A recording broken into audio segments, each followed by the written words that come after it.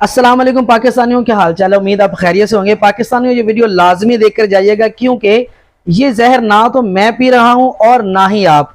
ये जहर तकरीबन पूरा पाकिस्तान पी रहा है और मैं ये बातें आपको दो फैक्ट के जरिए बताऊंगा। दो फैक्ट्स ऐसे हैं कि जिनको आप रद्द नहीं कर सकेंगे। मैं आपको उनको बड़े अच्छे तरीके से एक्सप्लेन करके बताऊंगा। उसको हम यूँ कह लें कि मजहबी तौर पर इस्लामिक पॉइंट ऑफ व्यू से भी देखेंगे और उसको दुनियावी पॉइंट ऑफ व्यू से भी देखेंगे और शहरों के पॉइंट ऑफ व्यू से भी देखेंगे क्या ये ऐसा है या नहीं। ठीक है। और वीडियो शुरू करने से पहले मेरी रिक्वेस्ट है कि अगर आप मेरी ये वीडियो यूट्यूब चैनल से देख रहे हैं तो मेरे चैनल को सब्सक्राइब कर लें और अगर फेसबुक से देख रहे हैं तो मेरे पेज को फॉलो और लाइक कर लें। चलें शुरू करते हैं वीडियो को। मैं बात करने वाला हूँ दूध की। जो हम दूध पीते हैं ये एक जहर जो है ना वो हमारे हलक से गुजर रहा है और हमारे पेट में जा रहा है। ये बहुत सी बीमारियों का बाइस भी बनता है क्योंकि ये जितना भी दूध है ये सारा ज्यादातर, इसको मैं कसीर तादाद में कहूंगा कि जो केमिकल से तैयार हो रहा है। महकमा फूड अथॉरिटी इसको पकड़ती भी है, कितना वेस्ट भी करती है, मगर फिर भी जो है वो चोरी छुपे ही लोग ये काम करते हैं और ये इसको दूध को बनाकर बेचते हैं। इसकी मैं मिसाल आपको एक और तरीके से भी देता हूँ। जिस तरह आप ये समझ लें, पहले हम इसको देखते हैं मजहबी पॉइंट ऑफ व्यू से। ठीक है।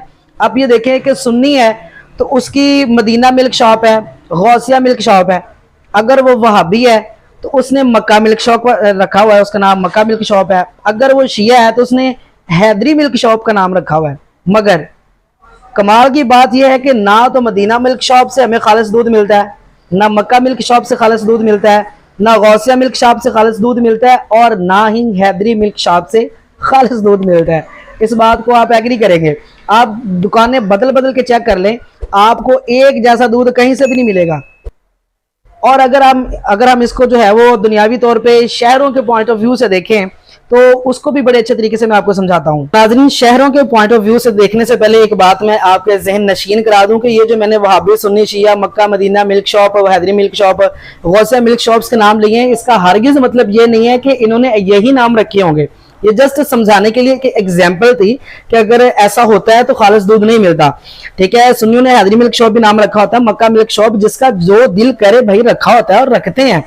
ये किसी के साथ मैंने स्पेशली मंसूब नहीं कर दिया कि हर किसी ने यही नाम रखा होगा। ये जस्ट एग्जाम्पल थी समझाने के लिए कि अगर हम मजहबी लेवल के नामों के शॉप्स में भी जाते हैं तो फिर भी हमें खालिस दूध नहीं मिलता। ये जस्ट समझाने के लिए कि एग्जाम्पल के तौर पर था।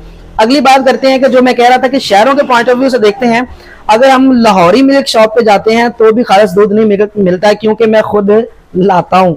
और उसके बाद अगर आप कसूरी मिल्क शॉप पे जाते हैं तो भी खालिस दूध आपको नहीं मिलता। जिनसे आपको लगता है कि हमारे शहर का नाम रोशन हो रहा है और मैंने अपने शहर के नाम से दूध का मिल्क शॉप का नाम रखा हुआ है तो बड़ी कमाल की चीज मिलती है, तो भाईजान ऐसा भी नहीं है। उसके बाद अगर मुल्तानी मिल्क शॉप पे जाते हैं तो भी खालिस दूध वल्लाह ही मेरा ख्याल है कि मुश्किल ही मिलता होगा।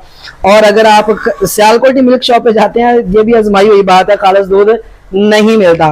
खालिस दूध मेरे भाई उन्हीं को मिलता है कि जिनके घर में अपनी जिन्होंने भैंसें रखी हुई हैं, गाय रखी हुई है और वो ताज़ा दूध निकालते हैं और पीते हैं। मेरे भाई वही खालिस दूध है। उसके अलावा मैंने किसी शॉप से वल्ला बिल्ला तल्ला मैंने नहीं आज तक देखा कि भाई 100% खालिस दूध किसी शॉप से मिलता हो जिसमें मिलावट ना हो। अगर मिलावट नहीं है तो कम से कम पानी तो उसने लाजमी डाला ही हुआ है ना, पानी के बिना तो वो दूध है ही नहीं। ठीक है। और बात करने का मकसद ये है, सारी बातें जो मैंने की हैं कि बहसियत कौम हम खुद कहाँ खड़े हैं। सबसे पहले हमें खुद को ठीक करना है। अगर हमारे अंदर खुद के अंदर ईमानदारी नहीं है तो आप कैसे एक्सपेक्ट कर सकते हैं कि आपके ऊपर जो बंदा मुसल्लत है, ये जो आपको मिलेगा वो ईमानदार हो। सबसे पहले खुद को ठीक करें ना मेरे भाई, हमें खुद को ठीक करना है। अगर मैं खुद ठीक हूं तो मेरी जुबान में तासीर भी होगी। मैं किसी बंदे को उस काम के बारे में अगर कोई तलकीन करूंगा तो डेफिनेटली मेरी बात को मानेगा भी, क्योंकि मैं खुद वो काम करता हूं।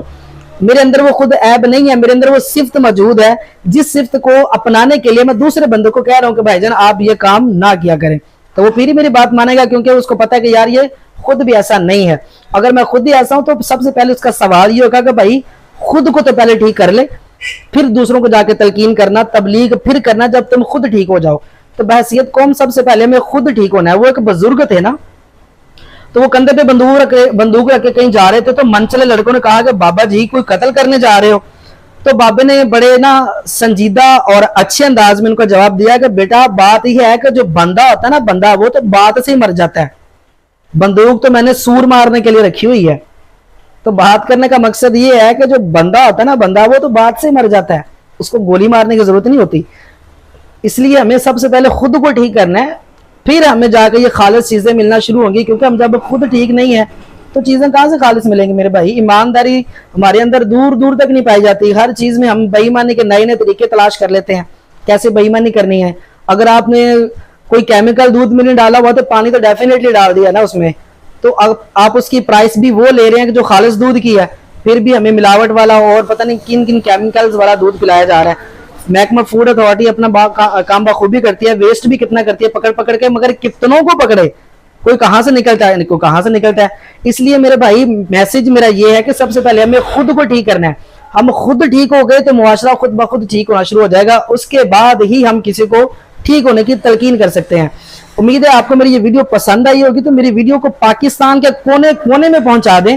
हो सकता है कि हमारी ये बात किसी के दिल में उतर जाए और वो जो है ना वो इस पे अमल कर ले। इससे आपका भी फायदा होगा और मेरा भी, और यकीनन हमारी आखिरत भी संवर जाएगी। तो वीडियो को ज्यादा से ज्यादा शेयर कीजिएगा। बहुत शुक्रिया। अस्सलाम वालेकुम।